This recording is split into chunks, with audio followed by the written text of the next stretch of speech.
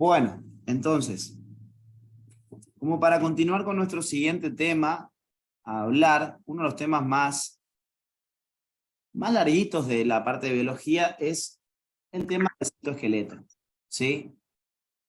Este tema está enganchado, como ya les dije anteriormente, está enganchado con un montón de otros temas como ser especializaciones de membrana, división celular, está relacionado también con contracción muscular, tejido muscular,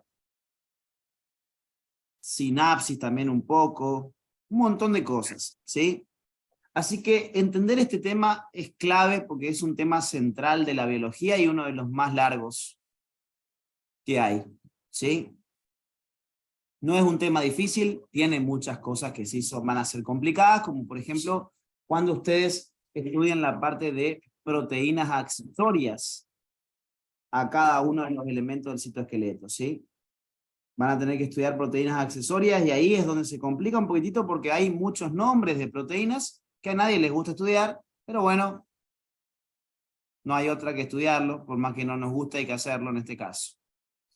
Bien, nosotros ya presentamos al citoesqueleto de forma general, ¿sí? Es lo que vamos a tratar de recordar un poquitito en la clase de hoy, ¿sí? La continuaremos seguramente un poco a la clase el día domingo, unas 2 horitas por lo menos vamos a seguir el día domingo como para continuar lo que hoy no pudimos hacer a la mañana, ¿sí? Y para no sofocarlos mucho ahora también, pero necesito que empecemos primero recordando algunas cositas generales acerca del citoesqueleto, ¿sí? Algunas diferencias básicas de los 3 componentes del citoesqueleto. Recuerden que cuando hablamos de citoesqueleto estamos hablando del esqueleto de una célula. El armazón estructural de la célula es lo que va a constituir el citoesqueleto. Este citoesqueleto está formado por un conjunto de elementos como ser microtúbulos, filamentos de actina y filamentos intermedios, cada uno con determinadas tareas a cumplir dentro de la célula, ¿sí? Es una estructura muy dinámica. Esto, al ser tan dinámico, se va a poder ver que en algún momento los elementos del citoesqueleto pueden estar armándose, mientras que en otro momento la célula puede estar desarmando esos componentes del citoesqueleto, ¿sí? Por eso decimos que tiene un comportamiento muy dinámico, ¿sí? Ese dinamismo responde a algo funcional, es decir, es de esa manera porque de esa manera le sirve a la célula. Al ser un componente tan dinámico, al poder armarse y en otro momento desarmarse, eso le permite a la célula poder ir desarrollando un montón de tareas, ¿sí? Como por ejemplo los cambios de forma, el traslado desde una zona a otra. Hay células que se pueden trasladar desde un lugar al otro en nuestro cuerpo, como por ejemplo los glóbulos blancos, que se pueden ir como arrastrando desde un sector a otro en nuestro cuerpo, gracias a que este citoesqueleto es un componente muy dinámico, muy cambiante. Todo lo contrario a ser un elemento estable, ¿sí? Así como las vigas de una casa que le dan la forma a una casa, ¿sí? El citoesqueleto serían las vigas de la célula. Pero son vigas que continuamente están cambiando de posición, que continuamente se están armando y desarmando. Entonces, eso le permite a la célula poder ir cambiando su morfología, ¿sí? Y responder a un montón de tareas que dependen de este citoesqueleto. Bien. Si hablamos de un esqueleto, hablamos de algo rígido, ¿sí?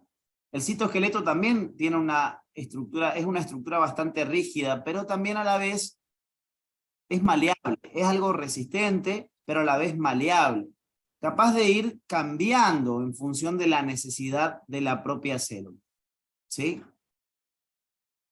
Sabemos que cada uno de estos componentes del citoesqueleto son polímeros proteicos. ¿A qué me refiero con que son polímeros proteicos? Están formados por un conjunto de proteínas. Exactamente.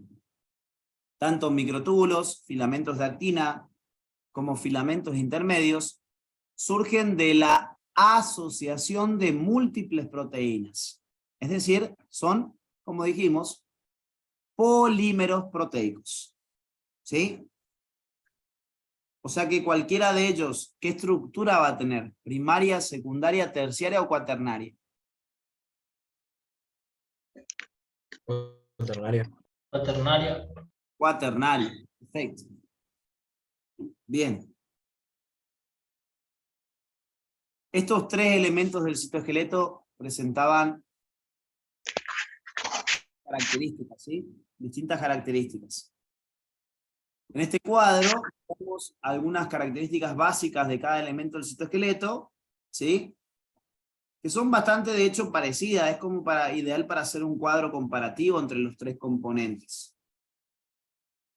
Los microtúbulos se caracterizaban por tener un diámetro de 25 nanómetros, ser inestables, es decir, que se podían armar y desarmar continuamente. Algo muy característico de los microtúbulos es justamente esa capacidad de armado y desarmado que presentan, que se conoce como inestabilidad dinámica, ¿sí? Considera que la inestabilidad dinámica es un proceso de los microtúbulos, ¿sí? A pesar de que los filamentos de actina también tienen esa inestabilidad dinámica, se considera que es un fenómeno propio de los microtúbulos, la inestabilidad dinámica, ¿sí? Eso después más adelante lo vamos a ir hablando porque suele entrar en alguna pregunta de examen, a pesar de que tienen los dos las mismas características prácticamente en ese sentido, los filamentos de actina, que son también de naturaleza muy dinámica, ¿sí? Se considera que la inestabilidad dinámica es un fenómeno de los microtúbulos. La proteína que la va a formar se llamaba tubulina a estos microtúbulos, ¿sí? Esos microtúbulos se iban a encontrar generalmente distribuidos en distintos sectores de la célula, pero la ubicación con que más frecuencia se iban a ver a estos microtúbulos eran desde el centro de la célula, en la zona cercana al núcleo de la célula, ¿sí? Desde el centro hacia las partes periféricas. Estos que se ven en azul acá estarían representando a los microtúbulos. ¿Cómo se presentan principalmente dentro de una célula? Irradian, como los rayos de una bicicleta, desde el centro de la célula hacia la periferia. O sea que van a irradiar desde la zona cercana al núcleo de la célula, ¿sí? Y desde ese punto, cercano al núcleo, en la parte de alrededor del núcleo, desde ese punto van a irse en todas las direcciones hacia la parte más periférica de la célula, es decir, en dirección a la membrana plasmática, ¿sí? A esas tubulinas, generalmente cuando se las fabrica en el citoplasma, por importación cotraduccional o posttraduccional, Ezequiel. ¿Puedo repetir? Estaba tomando agua. ¿Y cuando toma agua se te cierra el oído o qué? Sí. Estaba concentrado. Es lo que me dice este. Qué bárbaro. La tubulina se fabrica Sí. por importación cotraduccional o posttraduccional. Post-tradicional. ¿Por qué? Porque empieza el ribosoma libre y termina el ribosoma libre. Empieza y termina en citoplasma, ¿sí o no? Sí. Bueno, Proteínas las dije la proteínas otra forma. residentes, las proteínas residentes del citoplasma se fabrican por importación tradicional. Perfecto, perfecto. Bien. Entonces, las tubulinas cuando se fabrican en el citoplasma, en ribosomas libres, no quedan como monómeros, no quedan como piezas individuales, sino que las tubulinas van a presentar la particularidad de que se agrupan de a dos formando dímeros, ¿sí? Dímeros de tubulina. ¿Qué tipos de tubulina existían? ¿Qué tipo de tubulinas existían en la célula? Alfa, beta y gamma. Alfa, beta, gamma. Alfa, beta y gamma. ¿Cuáles son las que forman dímeros? Alfa y beta. Alfa y Y beta. beta. Alfa y beta. Entonces, las tubulinas alfa y las beta son las que se van a juntar unas con otras y al juntarse se forma un dímero. Dos proteínas individuales que se juntan, establecen un enlace químico entre ellas dos, ¿sí? Y forman un dímero proteico alfa-beta. A las tubulinas no te la vas a encontrar solas en el citoplasma. A las tubulinas te las encontrás en forma de reserva o pool, se lo llama. Va a haber un pool o reserva de tubulinas, pero asociadas de a dos, o sea, en forma de dímeros.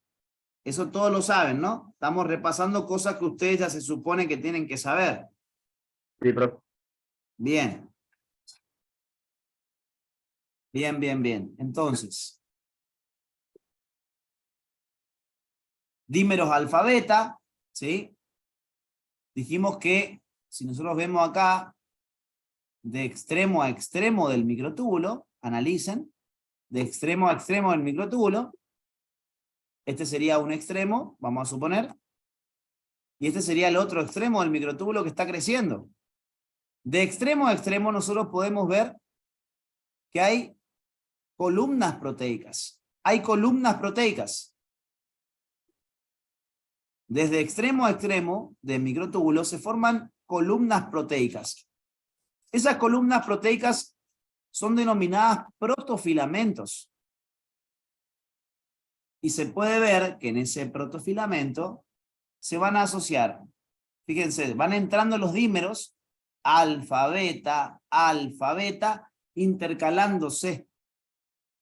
En un protofilamento se van a ir intercalando. ¿Y eso? Bueno, ¿qué? No se Que pongan... suma. Estamos en clase, che. No se pongan cariñosos en clase. ¿Qué pasó, profe? Por eso para después, va. Escuché un gemido ahí. No, profe. Esto nunca me pasó en clase, ¿eh? Esto ya no me pasó nunca. Sí que es otra onda. No, Juntaron esto a ya... estudiar. No sabía que era esta clase de Zoom. Los viernes le ponen loco los pies, profe. Yo sé que le gusta mi clase, pero para un gemido ya no sé qué tanto le gusta, ¿ves? Ah, sí, ya no te da, Jesús, ¿eh? Lo que genera citoesqueleto, profe. ¿Eh?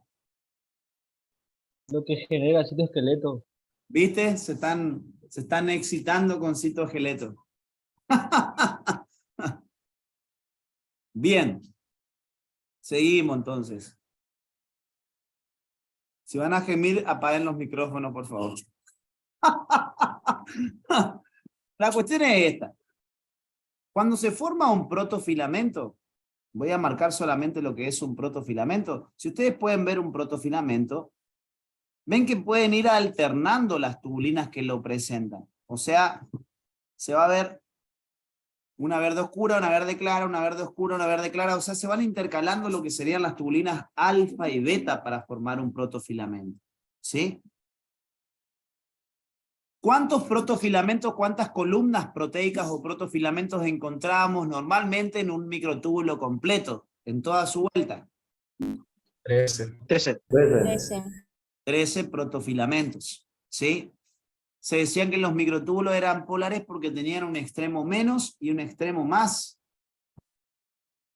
Los dímeros que lo forman, los dímeros alfa, beta, ya tienen extremo diferente. Porque en un extremo tenemos una alfa, en el otro extremo tenemos la unidad beta. Ya es un dímero de extremo. ¿Cómo se decía que era una estructura cuando tenía extremos diferentes? Polar. Una estructura polar o una estructura polarizada. ¿Sí? El dímero de tubulina ya es polarizado. Entonces, si los dímeros ya son polarizados, ¿qué esperaríamos que pase cuando estos se empiezan a juntar? Se forma un microtúbulo, al asociarse un montón de dímeros, se van a formar protofilamentos, un total de 13 protofilamentos en toda la vuelta. Entonces, el microtúbulo que se forma también es de extremos diferentes, pero se los llaman extremos menos y extremo más. También se forma tanto la tubulina como el resultado de su polimerización, el resultado final, que sería el microtúbulo, también ya es una estructura polarizada. ¿Sí? ¿Y qué importancia tenía que el microtúbulo sea una estructura polarizada? ¿Qué diferencia había entre un extremo y el otro? La velocidad de armado y desarmado. La velocidad de armado y de desarmado. Se considera en general, lo que a ustedes les suelen decir en la facultad, es que el extremo más es 3 veces más rápido para el armado como para el desarmado en comparación al extremo menos. ¿Sí? Eso para la parte de los microtúbulos, estas características básicas que ya habíamos hablado anteriormente, pero que estamos como repasando rapidito como para que ustedes recuerden. ¿Sí? ¿Vamos bien hasta acá con esto? Y bueno, y la forma de energía que dijimos que con el microtúbulo se asociaba una forma de energía que era el GTP o guanosin trifosfato o guanosina trifosfato, ¿sí? Que ya vamos a ver qué participación tiene en todo esto, pero las tubulinas se asocian con GTP, ¿sí? Que es una de las formas de energía de la célula que ante la ruptura en presencia de agua, es decir, un proceso hidrolítico o de hidrólisis, cuando ese GTP se rompa, de la ruptura de ese GTP se va a liberar energía y esa energía es utilizada para realizar algún tipo de tarea. ¿Sí? Proteínas asociadas a los microtúbulos se las llaman MAPS. Vamos a estudiar, esta es la parte que a todo el mundo no le gusta estudiar cuando estudia el citoesqueleto, las proteínas asociadas. Pero es fácil porque son muy parecidas. Las que más hay que estudiar de proteínas asociadas son las de microtúbulo y filamentos de actina. La facultad se centra fundamentalmente en los 2 primeros componentes del citoesqueleto, que son los microtúbulos y los filamentos de actina. De los filamentos intermedios le van a hablar mucho menos en comparación a los otros 2. ¿Pero por qué lo hacen? Porque justamente los que tienen el comportamiento más dinámico del citoesqueleto son los 2 primeros. Y de hecho, son bastante parecidos a la hora de estudiarlos. Entonces, cuando este tiene fulano y este tiene fulano, segunda característica, este es tal cosa y el otro tal cosa, así pequeñas diferencias tienen, ¿sí? Es ideal para un cuadro comparativo. Estoy tirando un datazo de cómo hacer sus apuntes, ¿eh? Después de escribir su apuntecito escrito, se pueden armar un super cuadro comparativo entre microtúbulo y filamento de actina y queda recontra sencillo el tema. Pero hay que saber hacerlo. Hay que tomarse el tiempo de hacerlo. Yo este tema lo estudié con cuadros comparativos, ¿sí? Porque es sencillo, son características similares, solamente que acá se llama de esta forma y acá se llama de esta forma. Este es 3 veces más rápido, el extremo más, este es 10 veces más rápido, o 5 a 10 veces más rápido. Es muy fácil de estudiar de forma comparativa, te ordena mucho más la información si la tengo resumida en un cuadro comparativo. ¿Sí? Así que le tiré el dato ahí, ¿eh? Le tiré el dato de cómo poder estudiar bien esto. ¿Vamos hasta acá? Julián, querido, ¿cómo estás? ¿Todo bien? Bien. Esto para la parte de microtúbulos, ¿sí? La parte de filamentos de actina. El diámetro era de 6 a 8 nanómetros. ¿Cuál era la ubicación?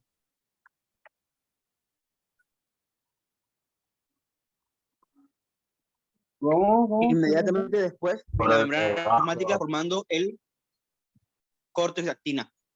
Principal ubicación de los filamentos de actina por debajo de la membrana plasmática.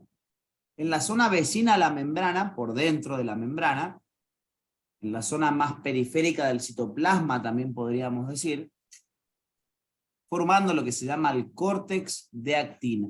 Perfecto. Ahí se ubican principalmente los filamentos de actina.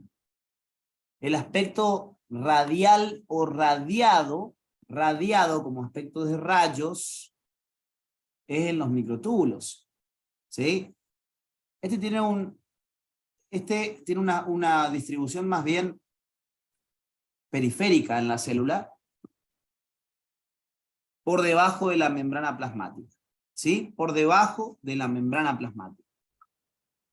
Diámetro de 6 a 8 nanómetros, le suelen decir 7 en promedio, ¿sí? También se caracterizan por ser inestables, o sea que ¿qué? Que se va a ver que en un momento se están armando y en otro momento se están desarmando por lo general.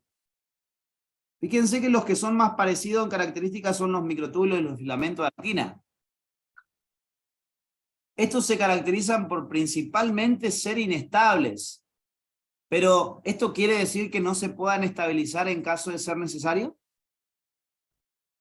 ¿Puede pasar de que una célula arme microtúbulos o arme filamentos de actina y los deje armados? Verdadero. Proteínas Sí. asociadas sería. Va a tener que asociarse con determinadas proteínas. Va a tener que haber proteínas asociadas para lograr eso. Todos están ubicados en esto, ¿no? Sí.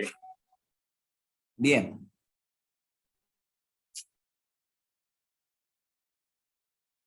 En el caso de la proteína que lo va a formar al filamento de actina, en el microtúbulo se llamaba tubulina. Era una proteína globular, que tenía un aspecto esférico. En el caso de la actina G, también es una proteína globular. Actina G o actina monomérica se la llama. O directamente monómero de actina. ¿Sí? La proteína también va a ser de tipo globular, igual que la tubulina. Pero la diferencia que va a tener esta actina G, o actina globular, o actina monomérica, es que a ella sí se la va a encontrar en el citoplasma en forma de monómero. A ella no le gusta asociarse con otra para formar dímeros, como hace la tubulina, chicos. Ella es más solitaria. Permanece en el citoplasma en forma de monómeros. ¿Sí? O sea que así como hay un pool o reserva de tubulina en forma de dímeros en el citoplasma, listos para ser utilizados por la célula, también va a haber un pool o reserva de actina G o actinas globulares, pero en forma de monómeros. ¿Todos me siguen en lo que quiero decir? Sí, Cris. Bien.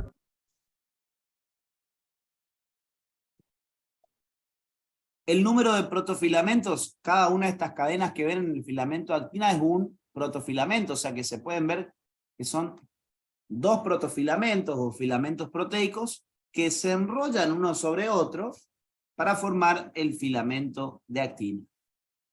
Este filamento de actina también va a ser una estructura polarizada. Tiene un extremo menos y un extremo más, igual que en el microtúbulo, pero en este caso el extremo más es 10 veces más rápido para el armado como para el desarmado en comparación al extremo menos. ¿Sí? Y la energía que utilizaba, la energía asociada a la actina G, era el ATP, adenosintrifosfato, que también va a tener la capacidad de hidrolizarse, ¿sí? Liberando energía de esa ruptura para poder ser utilizada para una tarea celular. ¿Sí? No confundirse la forma energética de cada uno, porque han puesto verdaderos falsos en el cual te están hablando de los microtúbulos y te dicen cuando se asocia con ATP, vos lees toda la oración rápido y decís, sí, verdadero, súper verdadero. Pero te pusieron ATP en vez de GTP. Y es una letra que te hace falsa la oración. Microtúbulos GTP. Atina ATP. ¿Vamos bien claro con eso? Profe, no sé si soy yo, pero se está cortado. Profe, no se te... No, profe. Parece que... Chao, Cris. No, profe. Ah, ¿La última parte no se me escuchó?